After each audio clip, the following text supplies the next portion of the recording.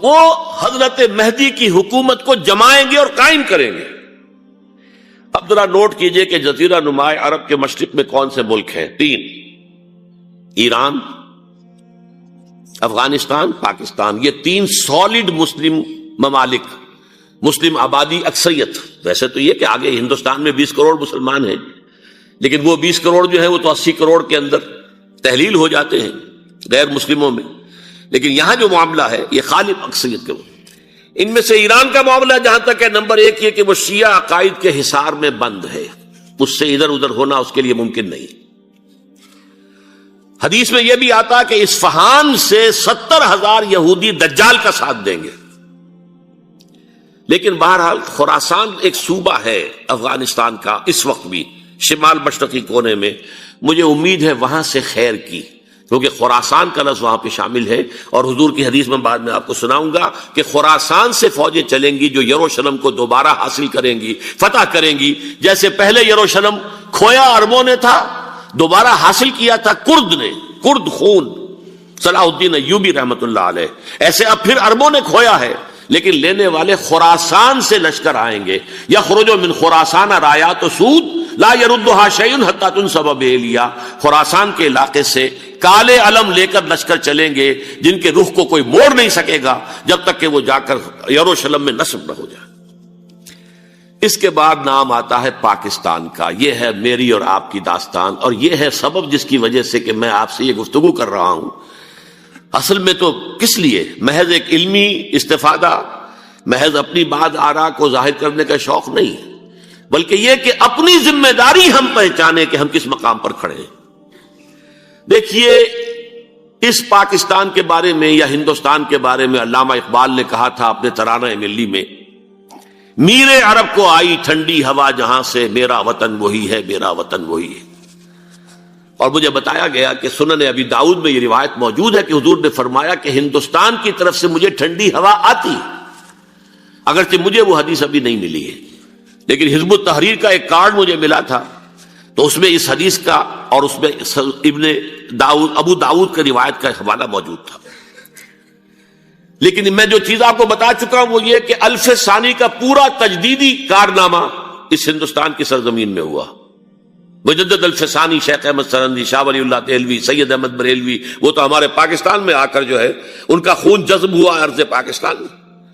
پھر شیخ الہند مولانا محمود حسن۔ تحریک خلافت چلی تو صرف ہندوستان میں چلی اور کہیں نہیں چلی۔ آزادی کی تحریک چلی پوری دنیا میں، وہ نیشنلزم کی بنیاد پر چلی، ملے نیشنلزم، عرب نیشنلزم، ترک نیشنلزم۔ ہمارے ہاں چلی تو اسلام کے نام پر، پاکستان کا مطلب کیا؟ لا الہ الا اللہ۔ پھر پاکستان قائم ہوا معجزے کے طور پر، بلکہ نازل ہوا ہے لیلۃ القدر میں، انا انزلناہ فی لیلۃ القدر، جیسے قرآن نازل ہوا لیلۃ القدر میں، یہ پاکستان بھی نازل ہوا لیلۃ القدر میں۔ اس کا برقرار رہنا ابھی تک معجزہ ہے۔ ہندو یہ سمجھتا تھا، کانگریس سمجھتی تھی کہ جھٹپٹ ختم ہو جائے گا۔ پھر یہ کہ اس کا قرارداد مقاصد کا پاس ہو جانا، مزید بھی اور اضافی دفعات دستور میں آ جانا، اب کمرشل انٹرسٹ کو ربا قرار دے کر حرام قرار دینا، یہ سارے لینڈ مارکس ہیں کہ جو اشارہ کر رہے ہیں کسی چیز کی طرف، معاملہ کدھر جا رہا ہے۔ پھر یہ کہ یہ جو 14ویں صدی کے مجدد تھے شیخ الہند، اس کے بعد سے کچھ ایسی شخصیتیں عظیم پیدا ہوئی ہیں ہند میں، جن کو میں سمجھتا ہوں کہ 14ویں صدی کے مجدد اور 15ویں صدی کے مجدد کے درمیان، یہ 15ویں صدی کے مجدد کی راہ کو سیدھا کرنے والے، جیسے کہ حضرت یحییٰ نے کہا تھا میں تو آنے والے کا راستہ سیدھا کر رہا ہوں حضرت عیسیٰ کے لیے، ایسے ہی 15ویں صدی کے لیے امام مہدی کے لیے راستہ صاف کرنے والے سب سے پہلے علامہ اقبال، جنہوں نے اسلام کا تصور دین کی حیثیت سے دوبارہ زندہ کیا ہے، ورنہ اسلام ایک مذہب کی شکل اختیار کر چکا تھا۔ پھر مولانا مودودی، مولانا ابوالکلام آزاد حکومت الہیہ کے نعرے کے ساتھ میدان میں آئے۔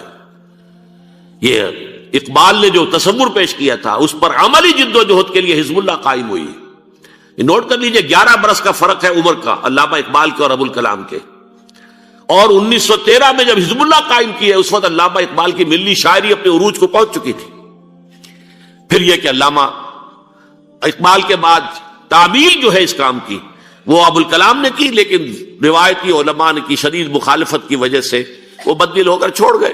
کانگریس میں شامل ہو گئے، بساط جو ہے حزب اللہ کی انہوں نے لپیٹ دی، پھر مولانا مودودی آئے، انہوں نے وہ ڈور جو ہے اس کا سرا تھاما، جماعت اسلامی قائم کی حکومت الہیہ ہی کے قیام کے لیے۔ اگرچہ میرے نزدیک یہ کہ وہ انتخابی اور ایک قومی سیاست کی ایک جماعت بن کر پاکستان میں جو ہے دلدل میں پھنس گئی ہے، اب ہم اس کی کوشش کر رہے ہیں، تنظیم اسلامی اور یہ تحریک خلافت جس کے تحت یہ جلسہ ہو رہا ہے، یہ ساری چیزیں وہ ہیں کہ آپ کو سوائے پاکستان کے اور کہیں نہیں ملیں گی پوری دنیا میں۔ معلوم ہوتا ہے کہ پاکستان کو بہت بڑا رول پلے کرنا ہے اس میں، اور اس کے ساتھ اب جمع کر لیجئے افغانستان کی عمارت افغانستان، اسلامی عمارت افغانستان قائم ہو چکی ہے۔ یہ پچھلے 20 سالوں میں جو کچھ وہاں ہوتا رہا ہے اس سے پہلے تصور نہیں ہو سکتا تھا۔ علامہ اقبال کے فرزند بھی دیکھ کر آئے ہیں، تو اگرچہ وہ خود میں سمجھتا ہوں کہ خاصے انہیں آپ لبرل کہیں، آزاد خیال کہیں، لیکن اس درجے متاثر ہو کر آئے تھے کہ انہوں نے یہ کہا افغانستان میں جو میں نے حالات دیکھے ہیں کہ اگر 2-4 اور مسلمان ملکوں کے اندر یہ نظام قائم ہو جائے تو پوری دنیا مسلمان ہو جائے گی۔ یہ سب کچھ کیسے ہو رہا ہے؟ یہ آنے والے دور کی جھلکیاں ہیں۔ Coming events are casting their shadows before. یہ سب بتا رہے ہیں کہ پاکستان افغانستان کو مل کر اس میں کوئی عظیم رول پلے کرنا ہے۔ اور اس کے ضمن میں اب میں علامہ اقبال کے بارے میں آخری بات کہہ رہا ہوں۔ علامہ اقبال کے بارے میں عام یہ خیال ہے، انہوں نے اپنے خطبات میں مہدی کا اور نزول مسیح کا، حالانکہ میں کل پڑھ رہا تھا مولانا سید احمد اکبر آبادی رحمۃ اللہ علیہ کا ایک مقالہ ان کا کہ علامہ اقبال نے ابن خلدون کے بارے میں یہ کہا ہے کہ مہدی کا اور نزول عیسیٰ کا دونوں کا انہوں نے انکار کیا ہے، حالانکہ ابن خلدون نے نزول عیسیٰ کا انکار نہیں کیا، صرف مہدی کا انکار کیا ہے۔ بہرحال علامہ اقبال نے خطبات میں انکار کیا ہے، لیکن یہ کہ اپنی شاعری کے اندر میں چیلنج کرتا ہوں کسی بڑے سے بڑے اقبال شناس کو، ان کا یہ شعر ذرا سنیے: خضر وقت از خلوت دشت حجاز آید بروں، کارواں زی وادی دور و دراز آید بروں۔ خضر وقت، امام وقت، رہنمائے وقت، قائد وقت، خلوت دشت حجاز، حجاز کی صحرا کی کسی خلوت گزینی سے نکل کر باہر آئیں گے۔ میں حیران ہوتا ہوں علامہ کے اس فکر پر اور اس مصرے پر۔ یہاں انہوں نے شیعہ اور سنی دونوں کے کانسیپٹ جمع کر دیے۔ شیعہ کا کانسیپٹ یہ چھپے ہوئے کسی غار میں وہاں سے برآمد ہوں گے، اور ہمارا کانسیپٹ میں ام سلمہ رضی اللہ تعالیٰ عنہ کی حدیث سنا چکا، چھپے ہوئے ہوں گے وہ وہاں پر، مدینے سے نکل کر آ کر مکے میں چھپ جائیں گے۔ اس خانہ جنگی کی حالت میں لوگ ان کی طرف دیکھ رہے ہوں گے، سوچتے ہوں گے انہیں میدان میں آنا چاہیے، کوئی پارٹ پلے کرنا چاہیے، امت کی رہنمائی کرنی چاہیے، لیکن وہ چھپیں گے، وہ کارے ہوں گے، وہ اس ذمہ داری کو قبول نہیں کرنا چاہیں گے، جا کے چھپ جائیں گے مکے میں، وہاں سے مکے والے انہیں نکالیں گے، اور وہ کارے ہوں گے، انہیں بالکل یہ پسند نہیں ہوگا کہ یہ ذمہ داری اٹھائیں۔ تو خضر وقت از خلوت دشت حجاز آیت بروں، کارواں زی وادی دور و دراز آیت بروں۔ کارواں جو چلے گا ان کی مدد کے لیے اس وادی دور و دراز، اس عظیم وادی دور و دراز، یہ وادی سندھ ہے۔ وادی سندھ جو ہے ہم سمجھتے ہیں کہ صرف یہ پاکستان اور پنجاب جو ہے یہ اس میں شامل ہے، سندھ اور پنجاب نہیں، افغانستان کا پورا مشرقی علاقہ اس میں شامل ہے۔ جیسے دریائے جہلم سندھ میں جا رہا ہے، جیسے دریائے گلگت سندھ میں آ کر ملتا ہے، جیسے دریائے چناب اور راوی اور جہلم اور یہ سب جا رہے ہیں اور آ رہے ہیں، اسی طرح دریائے کابل کہاں سے آ رہا ہے، دریائے گومل کہاں سے آ رہا ہے، ٹوچی کہاں سے آ رہا ہے، یہ سارا جو ہے ڈرین جو ہو رہا ہے، ایسٹرن جو ہے پارٹ آف افغانستان، یہ سب وادی ہے۔ اس وادی کے یہ دو حصے ہیں، ایک حصہ جو ہے یہ ادھر پاکستان میں ہے، اور اسی وادی کا دوسرا حصہ جو ہے وہ افغانستان میں ہے۔ کارواں زی وادی دور و دراز آیت بروں، کارواں چلے گا یہاں سے، یخرج ناس من المشرق یؤتون للمہدی یعنی سلطان ہی، مشرق سے فوجیں چلیں گی کہ جو مہدی کی حکومت قائم کریں گی، اور یخرج من خراسان رایات و سود، اور خراسان سے سیاہ پرچم چلیں گے کہ جن کا رخ کوئی موڑ نہیں سکے گا، حتیٰ تنصب بیلیا، یہاں تک کہ وہ جا کر یروشلم کے اندر نصب ہو جائیں گے۔